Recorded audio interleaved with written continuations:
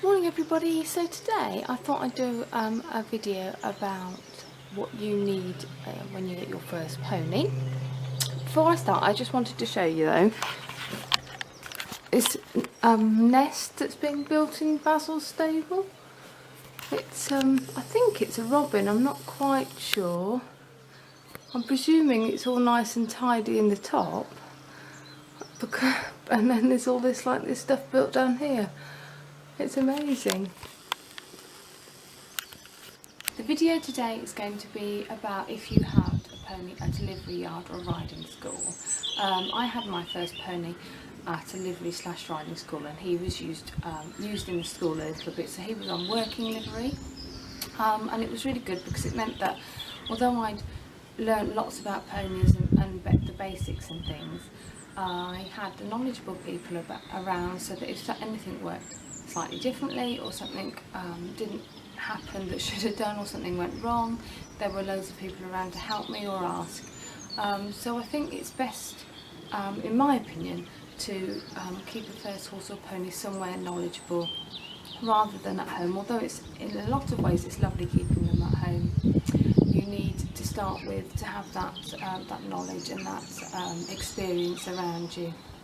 So, as I say, I'm just going to do what you would buy for the pony today. I think I'll do another video for what you will need if you're then going to look after it totally yourself, albeit still maybe at a livery yard, or take them home if you so wish. So there are some basic things that you need. Obviously there are thousands and millions of other things you can buy, but when you first get a pony, obviously it's quite expensive. So really you can start off with a few basic things that you really can't live without, and then you can slowly build these things up as you go along with Christmas and birthdays and savings and that sort of thing. So the most important thing, and some of these things may come with the pony when you buy it, some things won't.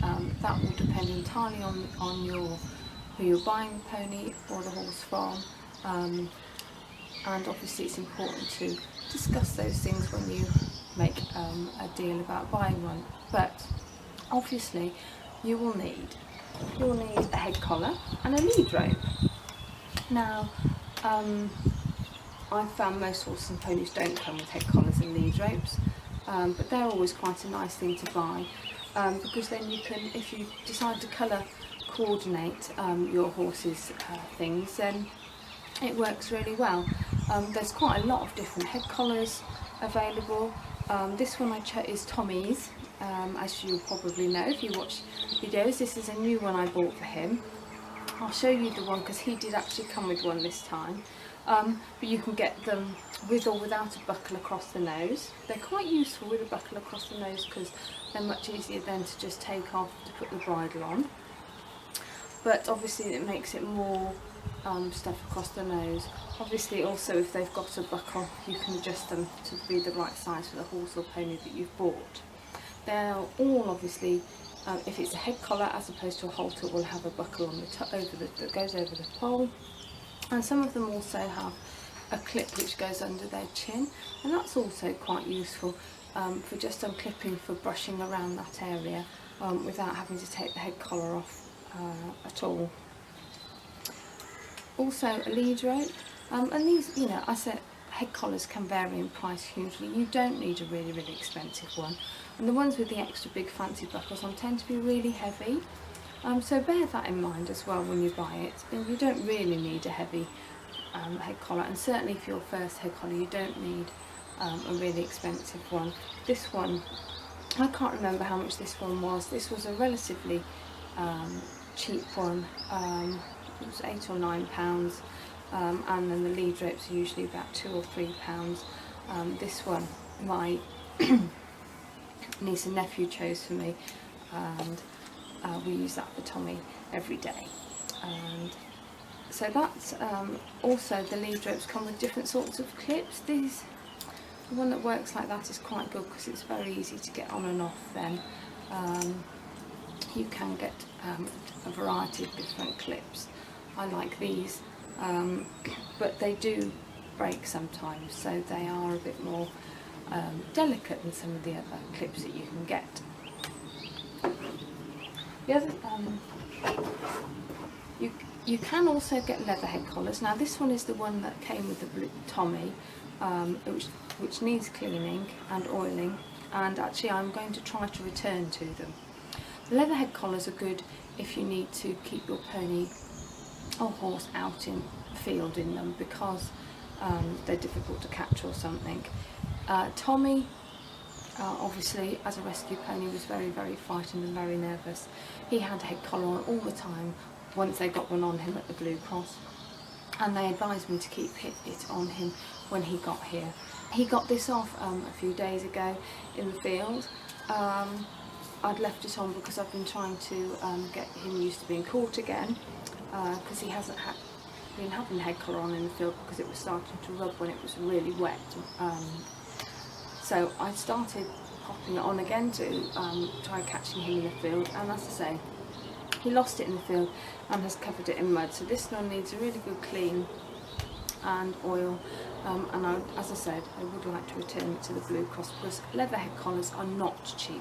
They're really expensive. They are a luxury item really.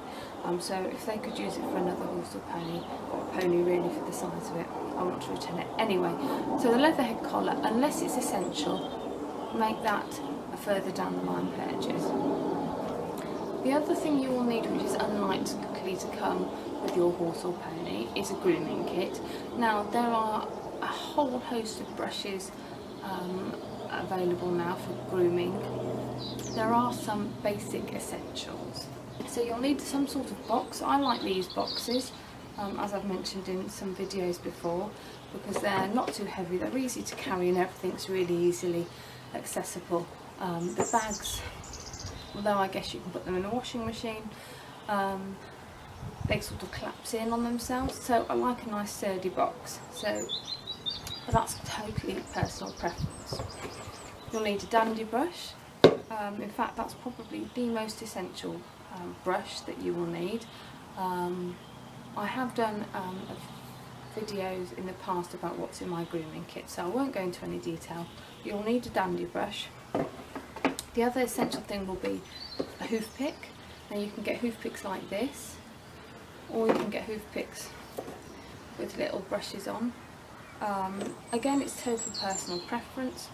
I find these ones with the brushes on a little bit difficult and not quite as strong or as narrow to get down by the side of the frog.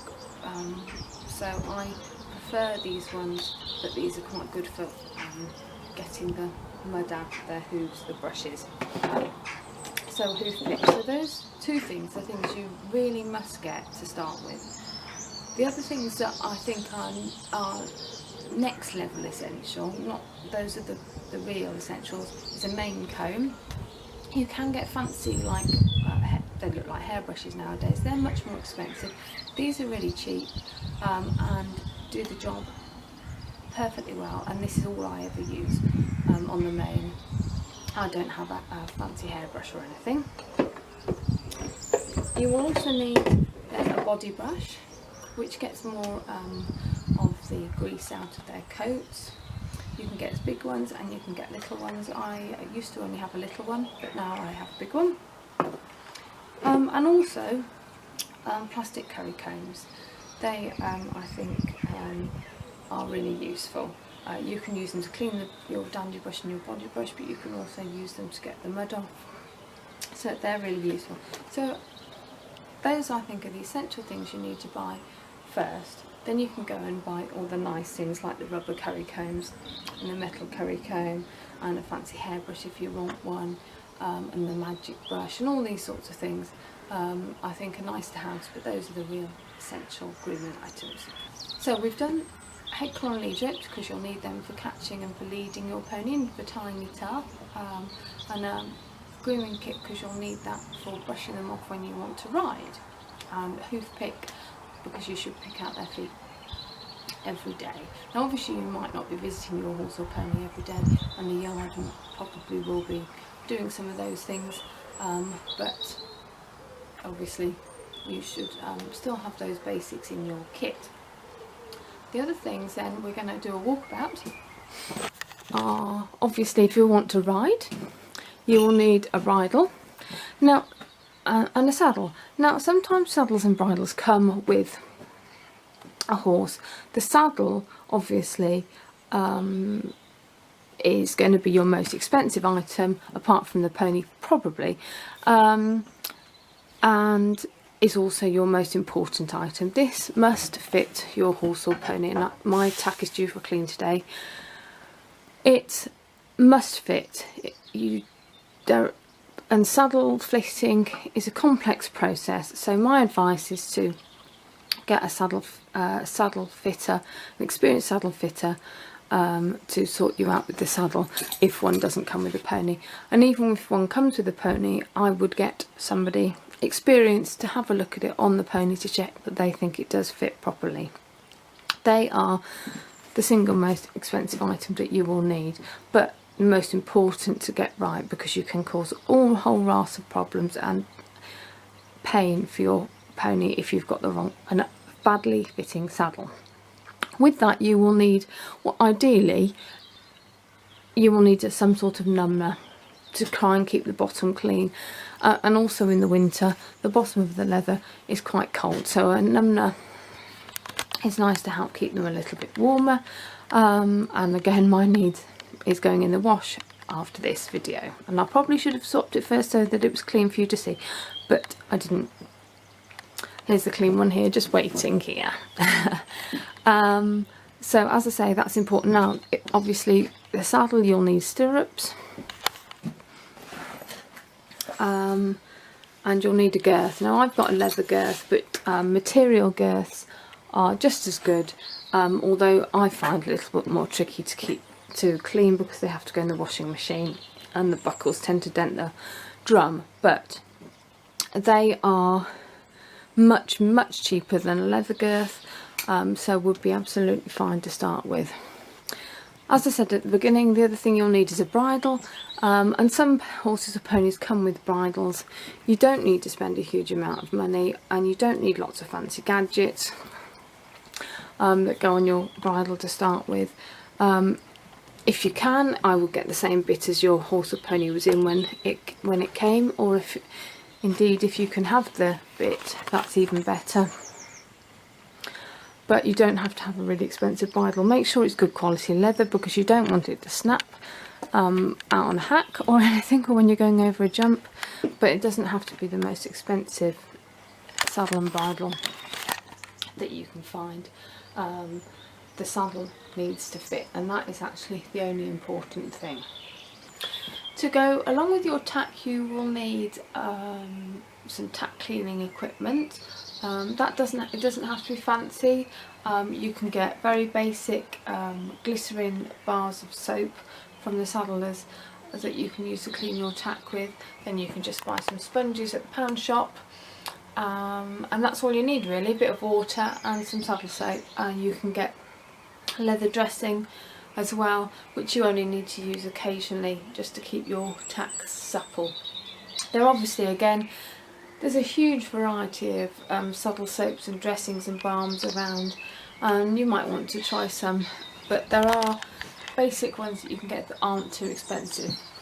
I'm not going to cover first aid items today. A lot of the livery yards and riding schools will have a basic horse first aid kit on site. If they don't, then you will need to get some basics. But I'll pop a link in the bar below for my what's in my first aid kit video that I did a while ago, and that will give you an idea of what you need to have in it. You don't need a huge number of things, because a lot of the time you'll need to call the vet to get some antibiotics, or for them to make sure of exactly what is wrong with your horse or pony, rather than you diagnosing it yourself. The other thing you might need, and this is going to depend on your horse or pony, is a turnout rug. Obviously that will be in the winter. If you've got a really hairy mountain moorland pony, you probably won't need a rug unless you're going to clip it, because you want to ride lots. If so, then a turnout rug would be useful. This is Tommy's. It's it's 100 grams, so really there's not really any warmth in it, but it has that will keeps him nice and dry in the winter when it's cold and wet. He's now stopped wearing that, so I've just hung it on there to give it a little bit of an air before we put it away. So, as I say, you might need one of those. Depends on your horse or pony and how hairy they get in the winter, and indeed what you're going to want to do with them. And you can get advice on that. The other things that aren't generally supplied by livery yards unless they have special fittings and equipment in the stables. There are hay nets. You can get hay nets with big holes, which I tend to use for Chesney and Basil, and it's much easier for them to get the hay out of those. Obviously Chesney, I keep trying to keeping the weight on him, so I want him to be able to eat as much hay as possible. So I was just trying to edit my video and discovered that for some reason the end of it didn't work, so I just got to the point where I was talking about hay nets, and I just said about Chesney having a bigger hole hay net to keep weight on him, but I also use the bigger hole hay net for Basil. But you can also get small hole hay nets, and these are quite good for horses or ponies that are good doers, so if they don't need a huge amount of food to keep the weight on, and that Tommy definitely comes into that category. So these are small hold hay nets, and basically it means it's more difficult for them to get the hay out. They can only take small mouthfuls, so hay lasts longer, so you can give them less hay, but it will still last them a good long time. So, as I said, you'll probably need to provide hay nets for your horse or pony at livery, unless they have racks or hay bars or some other fixing that means you don't need them. The other thing you will need are food bowls. Now these ones I just bought at the end, about a year ago now actually. I like these ones. I used to have black rubbery ones, but now I replaced them with these because the old ones got really difficult to keep clean. So these are the ones now, but a lot of people prefer normal shaped buckets, and also a lot of places have like fixed mangers that you can feed the horses or ponies in. So that will depend a little bit on your yard and what their doing things is. But if you need food bowls, you'll only need one, and you'll probably only need one hay net as well, depending on how big your horse or pony is. And Chesney has 2 hay nets, but obviously Tommy just has the one with the small holes. So as well as feed buckets, you might need water buckets. Now that again is going to depend on your yard. Some places have automatic waterers, and I have those as well, but unfortunately only Basil uses his. They're great because you don't need to worry about filling buckets every day, but obviously it means you can't monitor how much water your horse or pony is drinking, and they still need cleaning out regularly. So you might need to supply water buckets for your horse or pony. You might not. There's a selection of different ones you can get. So you can get big water buckets like this one, which is Chesney's. He needs a big one because obviously he drinks quite a lot of water, but also because it makes it easy for him to get his head into. He has quite a big head, so if he puts his head in a smaller bucket it nearly fills it. Now obviously some horses and ponies are nervous as well, so the bigger buckets are quite nice. They don't like putting their heads all the way in those buckets. Tommy often, although I don't know if that's the reason, he often drinks each of them rather than drinking the whole one. So I'm not sure if it's because he doesn't want to put his head to the bottom, or if it's because he's just difficult. I don't know. Anyway, Chesney, you can get big ones, or you can just have normal size buckets. It's really total personal preference, but obviously you need a big enough or enough buckets for your horse to have enough water for the period of time that he's going to be in. So those are really the basics. Obviously there is a huge number, as I said at the beginning of the video, there's a huge number of other things that you can buy for your horse or pony when you first get it. But there are the basics that you need to start yourself off, and then you can add to your collection. But obviously the most important things are keeping your horse or pony healthy, so making sure it's got food, wormers or worm egg counts, it has its teeth done, has its feet done, and you've got the money for vet's fees when they're needed. Having the latest season in rug or the newest type of brush or something, they're not essential to your horse's health and happiness. So focus on those, and the other things are nice to haves if you have any spare money or somebody wants to buy you an exciting present. So I hope you found this video interesting. Thanks ever so much for watching, and I'll see you again soon. Bye.